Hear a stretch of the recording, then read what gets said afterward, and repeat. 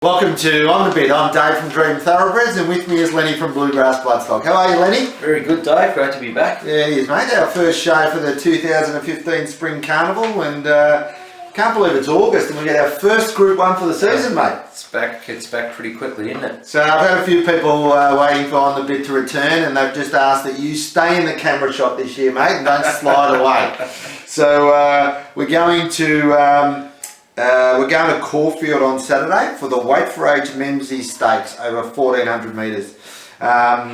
The spring kicks off, but it's the last weekend of winter. But we're starting off the spring. So a competitive race on Saturday, mate. What do you like in the Memsie?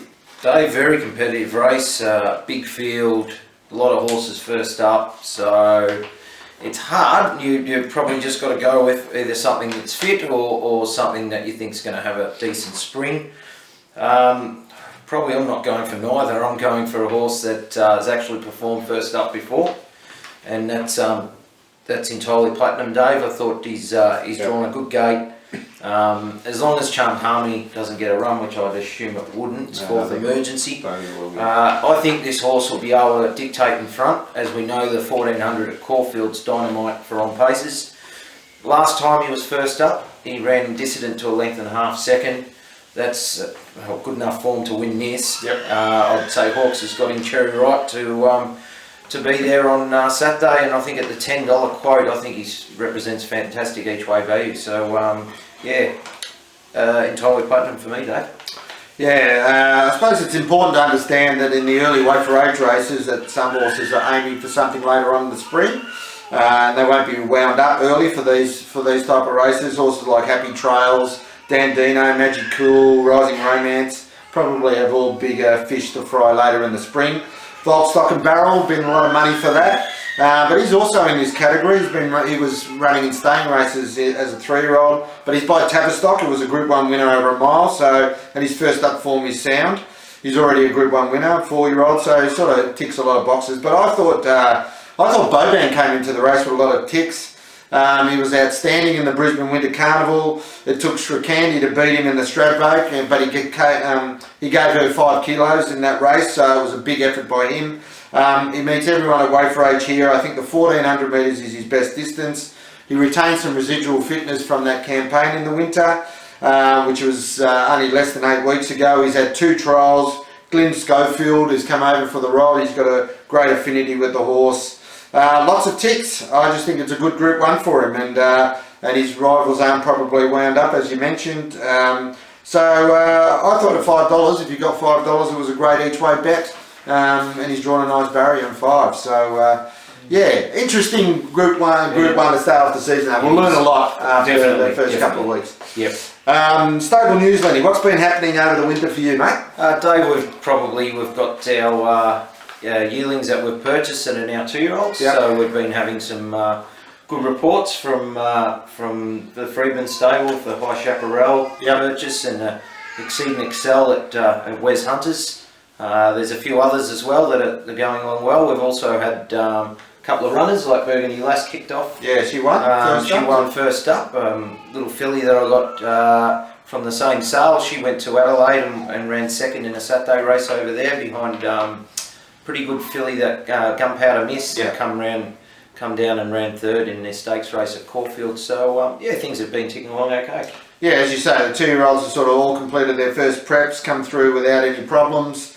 One of them that seems to be thriving that you picked out for us privately was the Exceed and Excel colt. Wes Hunter's training him. It's just a bit of a natural, as most Exceed and Excels are. That's why we purchased him like that. Looks about 4 weeks away from a trial, so and pretty confident he'll run before Christmas. So anyone interested in a 2-year-old running type, this colt is definitely worth looking at. So he's got the stallion potential as well. That was part of the reason that we purchased him. Yeah. Dave is he's got a international pedigree. He's from the Qatar Bloodstock purchase. They purchased the mare and foal for $300,000. So this guy, if he can run early and he's showing heaps of natural ability, he's going well. That if he can get up there and sort of get in those stakes races. Our first real chance of having a Blue Diamond horse. This horse. So we'll tailor his preparation to get him ready for that. As you say, we had a big winter with Boogie Days, won 2 in a row during the winter. Burgundy Lass won her first start, won her debut start during the winter. Charles and Charge won a couple during the winter, so it's been a pretty busy winter. And we've got 6 runners this week. We've had a couple already. Magnet was just run down on Tuesday, but they ran very fast time. She was on a hot pace, sprinted, and just faded that last 50. So I think it's worth forgiving. She looks a really nice filly for the future. Shoe Fetish runs tomorrow at Geelong. She's had a fantastic synthetic sort of campaign during the winter. And Time the Girl will debut on Sunday at Sale, but although I don't think we'll probably run her on a heavy track, so we'll have to find out how the weather if the weather continues to get worse. She'll definitely run. I'd probably say she's probably unlikely to run, save it for another week. And the only other bit of news is we've got the Punters Club starting this week. Something that we did a few years ago. We thought we'd bring it back. $100 entry per person. So we're going to bet up for the next 16 weeks on next 16 Saturdays, and we'll pay out a dividend on the 14th of December. So Ladbrokes have come to the party and given us $2,500 worth of free bets towards the Punters Club. So anyone interested in joining, you can get in touch with me on 0416 105 666 before 5 o'clock on Friday, and we'll get you in before this weekend. So as I said, we'll start this weekend. We've already got over 2,500 in the pool already, plus the Ladbrokes 2,500. So we're off to a good start. Best on breeding, Lenny. You've got a best on breeding this week for us, mate? Yeah, race 2, number 4 at Caulfield. Dave, this horse won like a very nice horse, Alaskan Rose. She was a $150,000 purchase from the New Zealand Premier Stars, purchased by the very good yearling judge and Paul Moroney. Lovely fillies, pedigree being by Costa del Lago, out of the very well bred Reduced Choice Man in Saskia. Closely related to Keys and the Group 1 winner in Ponto Lass. This filly, I think, is very much, it's bred to be a Guineas filly for the next 8 weeks. We'll be interested to see. She looks a nice horse to me. Value bets, I've got one value bet, Caulfield Race 3, number 2, Inspector. This horse has run his past 2 races at stakes level, and he's back to 78 grade here. He was only beaten 3.5 lengths last start and copped a check in the straight, which was a really strong form race, and then he ran 4th 2 starts ago in the Bletchingley behind Smoking Joey. So I think he just looks to be over the odds in an even race. He likes to sting out of the ground as well, which you'll probably get a bit of sting out of the ground at Caulfield on Saturday, and you can get $10 each way on this, so I just think he's good value.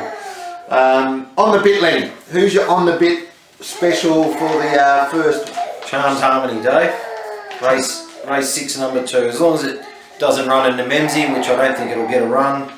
Exactly the same scenario as the Memsie in the sense that Charmed Harmony is drawn 1, and I think she'll just get the front lead, and at the weights with Dylan Dunn's claim, she's 3 kilos above the minimum. Yeah, I think fantastic value at the 340. I think this horse has been flying, so I can't see it getting beat. looks like there's a lot of stays in that race, so not much to take him on. On the bit, I'm on the bit with that Alaskan Rose, race 2, number 4. I just think you'll see an outstanding filly here on Saturday. I first saw this filly in a race against Burgundy Lass a couple of weeks ago at a Sandown midweek meeting. And she just looked outstanding the way she dispatched the strong midweek field. I doubt this race is actually much stronger than what she beat in that midweek race, so I just thought the $2.30 was money for jam. She'll win easily, and multi her up on the bit for mine. Off the bit, Lenny. Who you off the bit week? Dave, I was battling, but we've got not Messi off the bit week. No, Prince of Brooklyn, Dave. I just thought in that race there were 4 or 5 genuine winning chances. Yeah. He's one of them, but he's come up favourite. He did win the Topaz at Swan Hill, but now he's coming to town. A few of these others have raced in town, so I just think he's got to come up a notch for mine, so I just thought he was a risk at the price. Yep. I'm off the bit. I actually found it hard too in Melbourne, so I went to actually Rose Hill, race 2, number 1, Centre Pivot. He won well last start, but all his form is on dry tracks, and the track is likely to be heavy on Saturday up in Sydney. and he meets a couple of handy horses that really like wet tracks. So I think the form will turn around on him. He's $3 favourite at the moment, so I think I'm prepared to lay him at the $3 at the moment. So he's off the bit for mine. So it was a tough first week. Hopefully as the spring gets on we'll start warming up a bit more, but lots of stable news in the Punters Club. So anyone wants to join that Punters Club, let us know quick smart before the weekend. Sounds great. See you next week, Lenny. Good on you, Dave. See you later. Cheers.